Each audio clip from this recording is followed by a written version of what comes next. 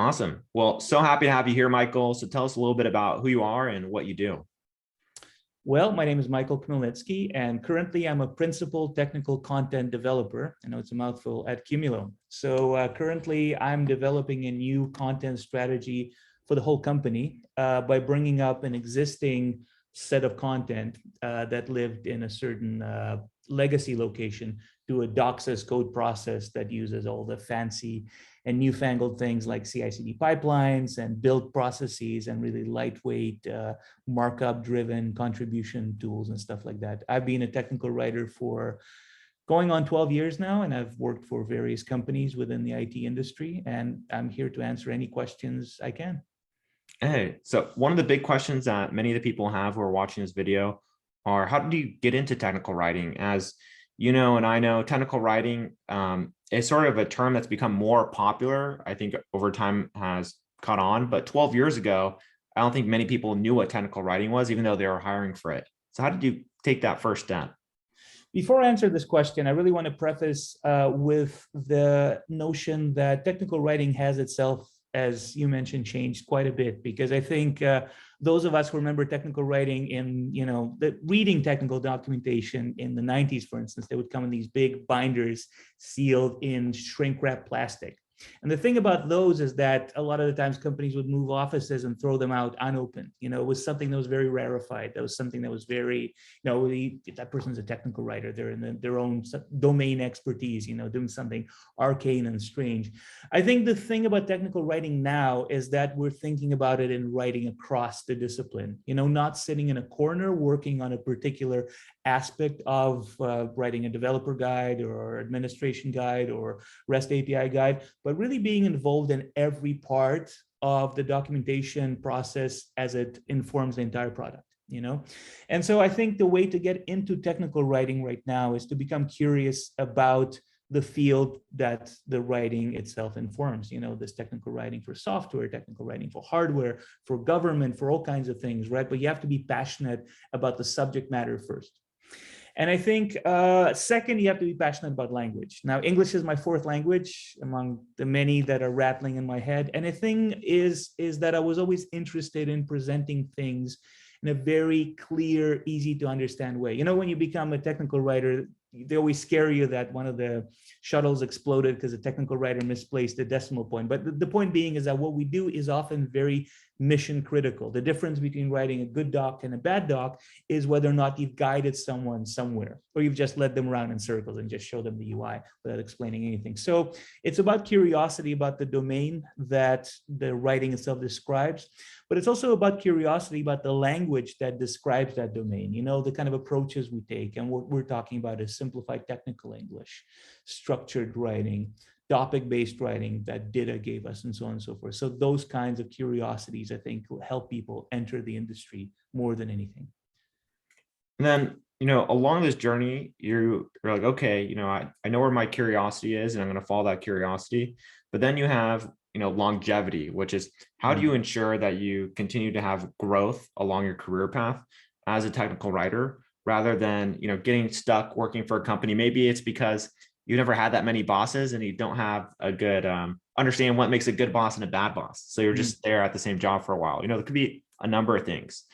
What would you say is the best way to ensure successful career growth in this field?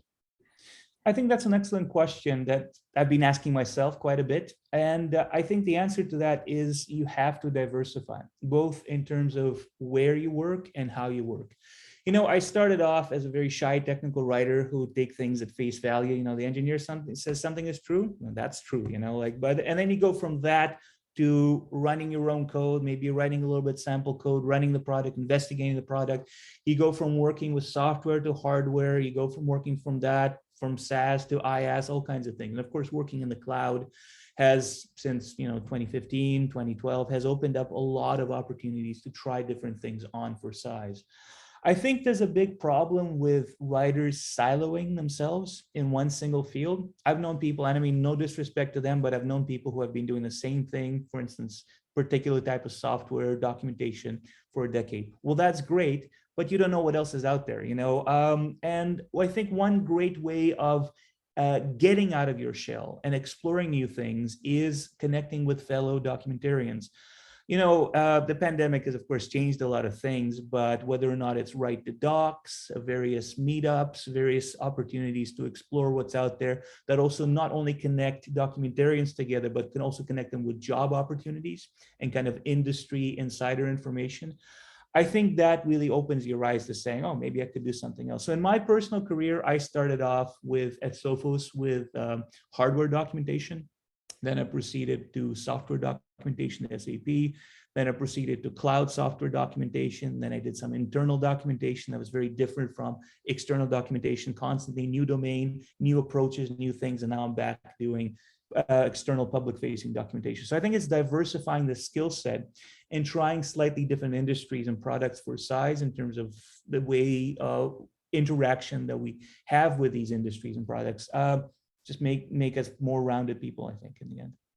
Yeah, I couldn't agree more. And then, you had touched upon this a little bit just with some of the notes that you mentioned, but some of the skills that are needed also, on the job to make you successful. You have, curiosity. One is you also have, like you were mentioning, being able to connect with other fellow documentarians, whether that's joining communities online and just reaching out and seeing what they're interested in, seeing what they're working on.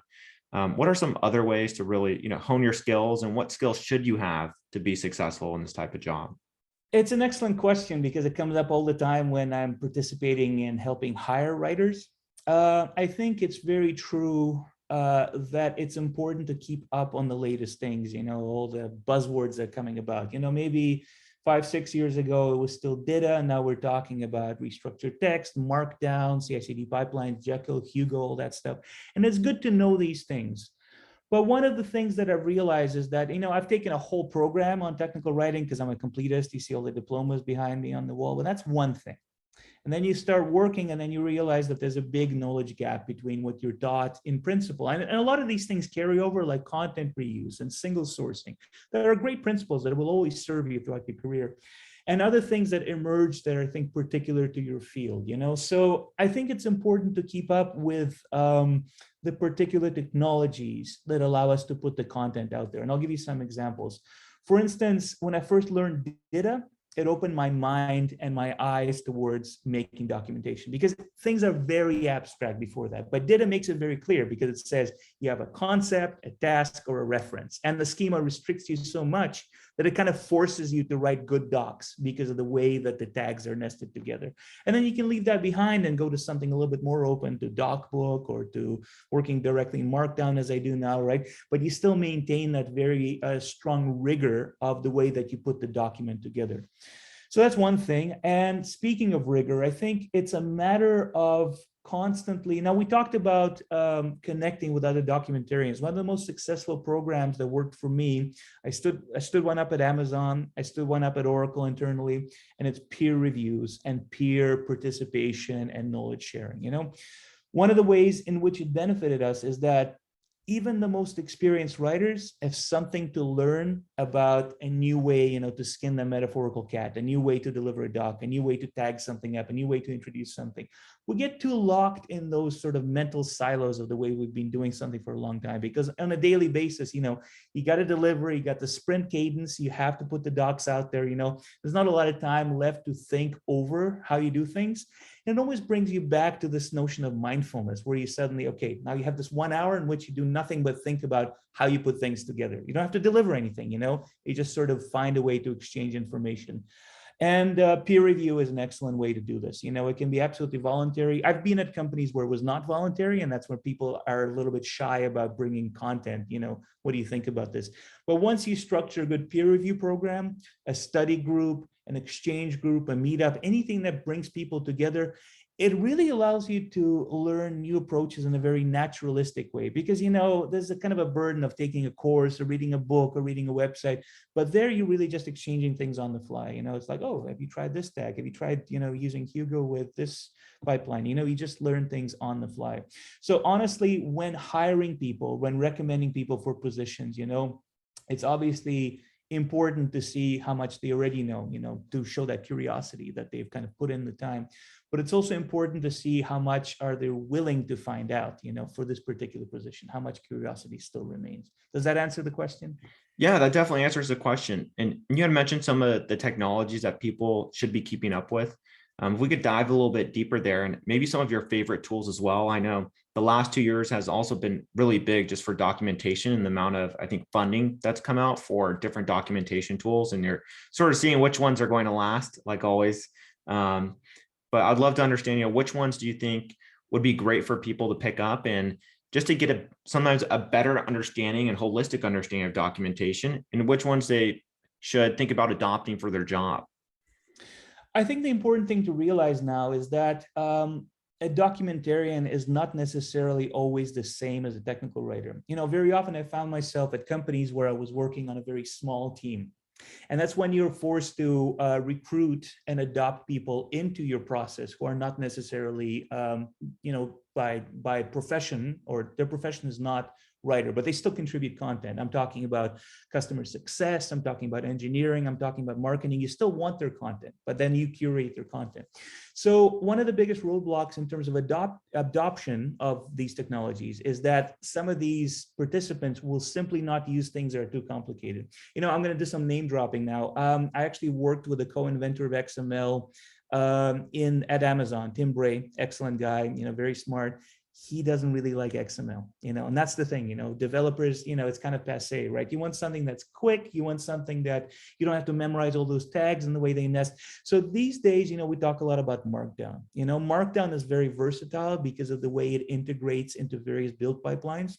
Currently, for example, I use Jekyll. Now, Jekyll is not as newfangled as Hugo, but it has a nicer and cleaner syntax that contributors can use a lot more quickly especially when doing local variables, content reuse, all that stuff includes.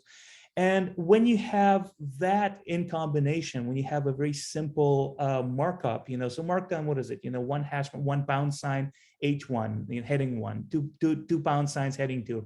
Very easy to learn, not a lot of memorization to. You can print out a cheat sheet on one sheet of paper, right?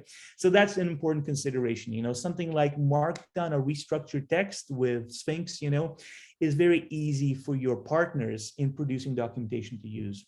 Now, I've touched on Jekyll. My colleague, Tom Johnson, former colleague from Amazon, has put together an excellent Jekyll template that I've been adopting for my own uses.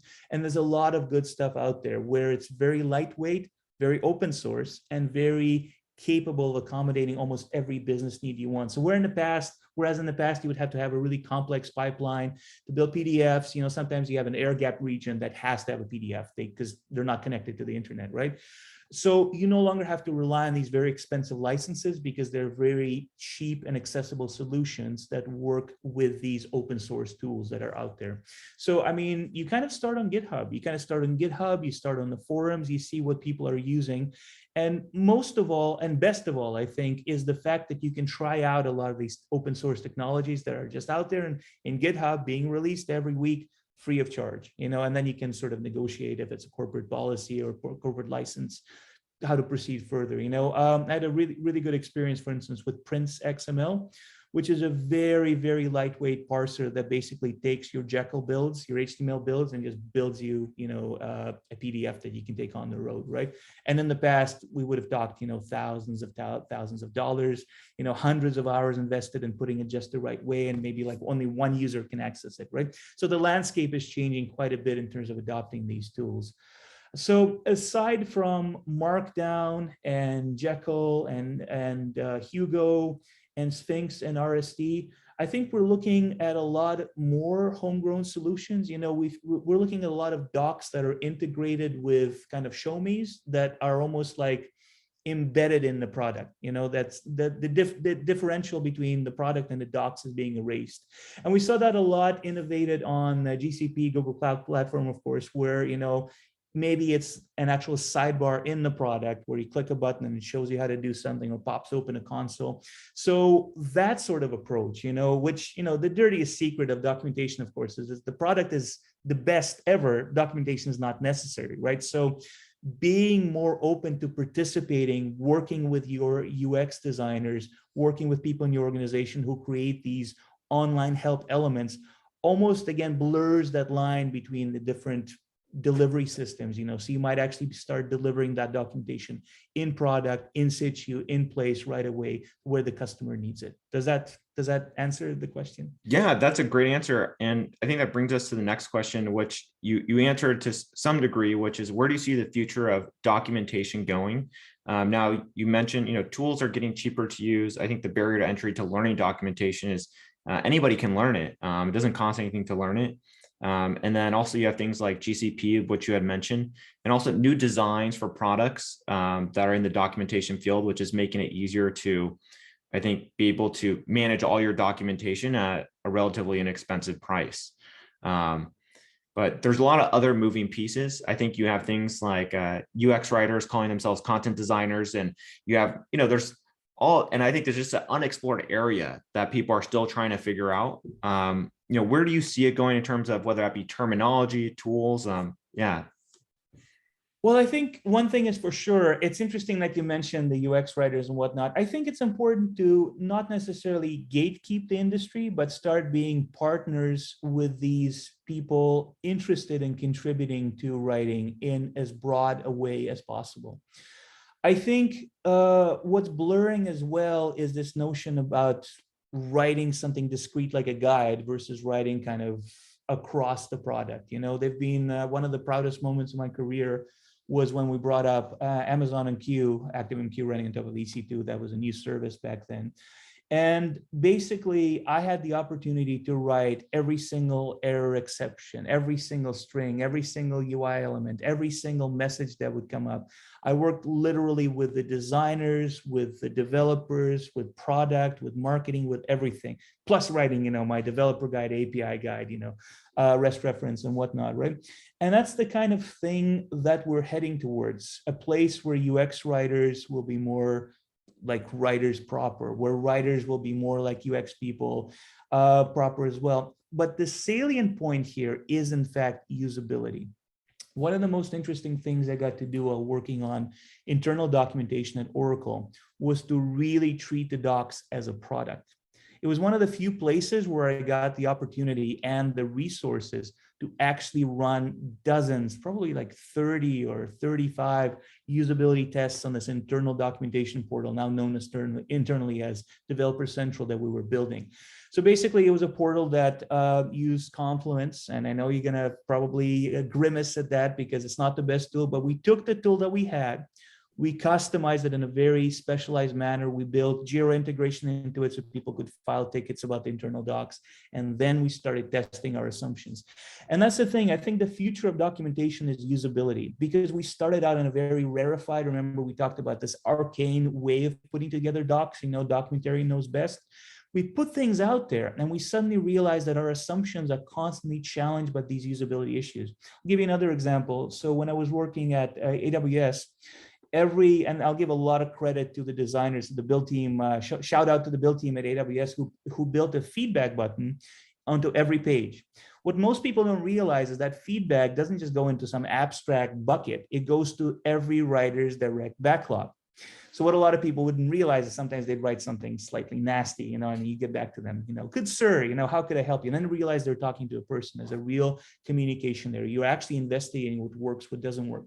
We were able to tie a lot of that feedback back into kind of a feedback loop into those usability sessions that's part of the peer review and whatnot, to actually bring the feedback, the live feedback we got from customers, and bring it into our internal discussions, how to make documents better.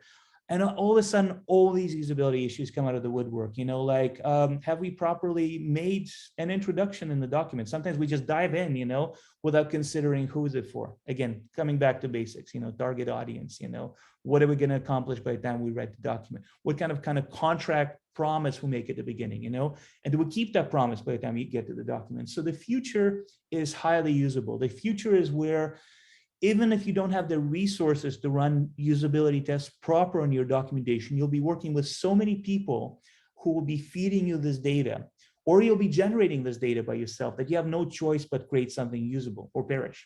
When I was standing up the current documentation portal for Qumulo, the first thing I did was tie it into Google Analytics, and people say, well, what does the raw data get you? it gets you a first glimpse into what you will investigate when you actually stand up the studies, you know?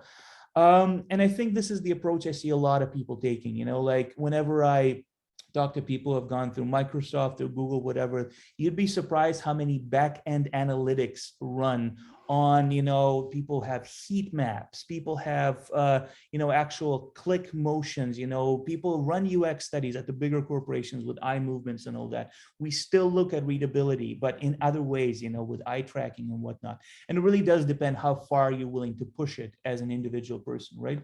To do that, though, I have to say we have to continue encouraging writers to not be on their own, to not sit in that corner, to participate, to be embedded in the scrums, in the teams, in the stand-ups. Because if we don't have that, then we'll sort of roll back to this notion of a writer as a solitary beast, you know. So that's kind of my complex explanation. And when you mention, getting the writer more involved in scrums and also in the sprint process and making sure that they're ideally involved in the beginning, right? There's certain challenges that they're going to face trying to do that. Can you talk to me about the different types of challenges that technical writers and documentarians face when just trying to be successful in their company? And I think a lot of it is, trying to be more involved in the different variables that come with that. Well, the thing is, we have to remember that everything, we're not quite the lost, forgotten child we used to be anymore, but you have to almost, if you don't ask for it, you don't get it, you know? What very often happens is that, unfortunately, some companies still see documentation as kind of a waterfall element. Oh, we've completed all the development work. Okay, now you can go document. I think you hit the nail on the head when you said that we have to get started as early as possible. And that goes before and beyond the beginning of the work. That goes to the scoping of the work. So that when you're scoping your own work, because obviously as a documentarian, you're going to be owning more than one area. As a worker for a given company, you might be working on simultaneously on release notes and product announcements and ongoing articles and corrections for ongoing articles. So you have that stuff going. Plus, oh no, you have a new feature coming up. So you have to obviously be able to carve out the time by juggling all these different demands.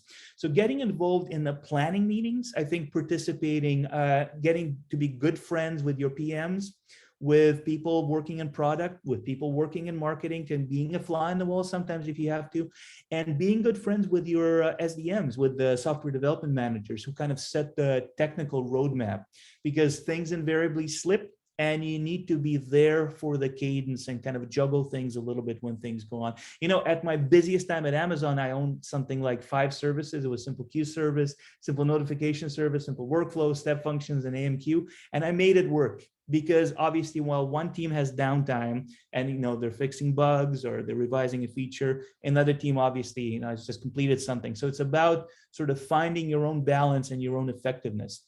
I do have to caution though, that I've also seen some, not all, but a small amount of documentarians drown in the demands. So it's also very important to set good boundaries and know when to say no, And this is where you sort of become a master of your domain and master of your destiny by choosing which meetings to attend and how deeply you want to dive in certain scrum meetings and stand-ups and whatnot, by drawing a line when you know that, well, work-life balance goes without saying. Sometimes we writers work too hard because there's always demands for something to document or redocument. But there's also the demand between the different aspects of the job. And you need to know and prioritize according to the roadmap and according to your own bandwidth. And this is something that I've seen a lot of writers forget, burn out, get hurt by, right? So that sort of notion of setting healthy boundaries for interactions with these colleagues. Yeah, it's such a big part that I think needs to be emphasized more is understanding your boundaries. And sometimes that takes time and experience, unfortunately. And, one of the big things is many of the people watching this video are looking to transition into technical writing and documentation. And they're trying to see whether this is the field that they want to jump into. And within technical writing, there's, different branches that they can choose. But the big thing for them is, not being overwhelmed, learning a lot from this video and saying, okay, this seems like a really great opportunity. But it all seems like I have a lot to learn. And just maybe what would be that thing that could push them over the edge and say, hey, this is for me? I think the thing to understand is that Rome wasn't built in a day, I think everybody, I've been doing this for more than a decade, and still, whenever I get a new project or whenever I find a new job or something, it's always this cold sweat as, can I do it? Everyone experiences this, no matter how long you've been in the industry. So the first piece of advice I have is you have to divide and conquer. One thing I found that works really well is this notion of interviewing subject matter experts, SMEs, and interviewing the key stakeholders in the process. I think in part, I owe a lot of my success in kind of pushing this new content strategy towards Docs as Code and whatnot at Qumulo to the fact that during my first couple of months, that's all I did. I didn't write any docs, a correction would come in, I'd make some corrections, but, we had another writer working on that, more senior, as senior writer, who was already plugged into the process is what I wanted to say. But the point is, I spent the first month before I started writing strategy for the company, simply interviewing stakeholders, saying, hey, you've read the docs, you're in CS, you're in customer success. What are your main pain points? And then everything comes flooding out. You learn your personas immediately, you learn the caveats immediately. And then a month later, when I started designing my own doc, it was just a piece of cake, because everything, all the sort of concerns that have been generating, all these usability fears, that something might be overlooked, all these personas that have been percolating for that past month, basically allowed me to come up with a better document right away, because you rarely come up with it unless you have that background knowledge, and it always has to be firsthand.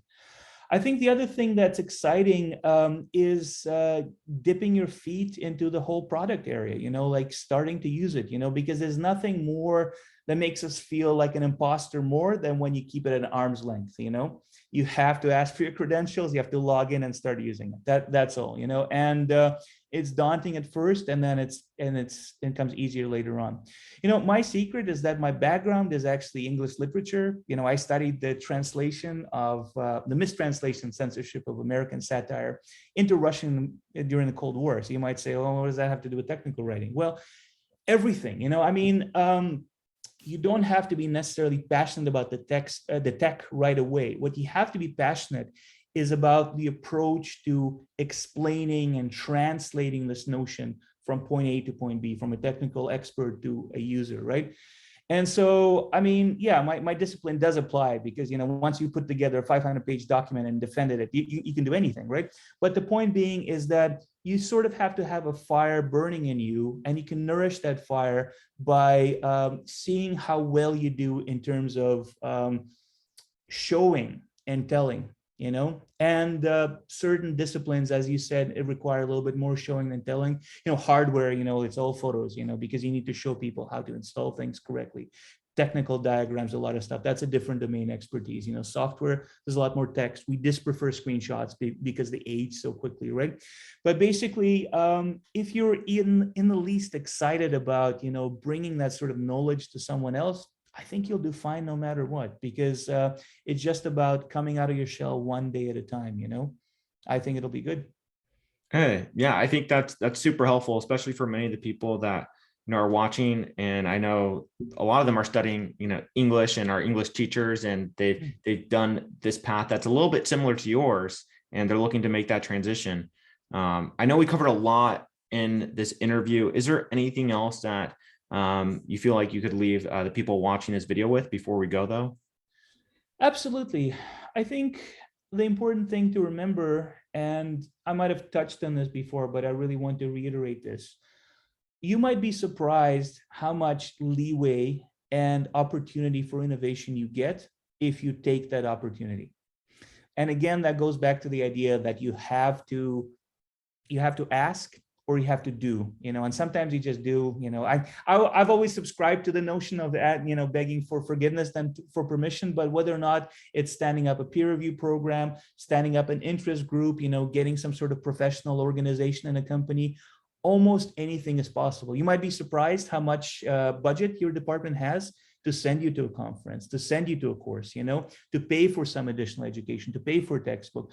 You might be surprised how much your organization has in terms of an interest in you kind of bringing the gospel of technical writing to the engineers. I've worked in places where engineers would kind of timidly come to me and say, well, I have this big feature proposal, but I'm not quite sure how to write it up. Okay, let's sit down and do it, but you have to kind of almost find the energy to put yourself out there, which is difficult because we're also kind of introverts or extroverted introverts as technical writers. So it'll come to you, it'll come to this writer who wishes to aspire to that sort of dynamic position. But I think if you little by little learn to take these chances, it pays off so much. I've been doing it for a while now, and there's nothing I'd like to do more at this point. Yeah, I love technical writing, love documentation. It was so good to have you on today, and really appreciate this interview. And we'll go ahead and rock and roll from here, Michael. And thank you everybody for watching the video. And yeah. Thanks, Joshua.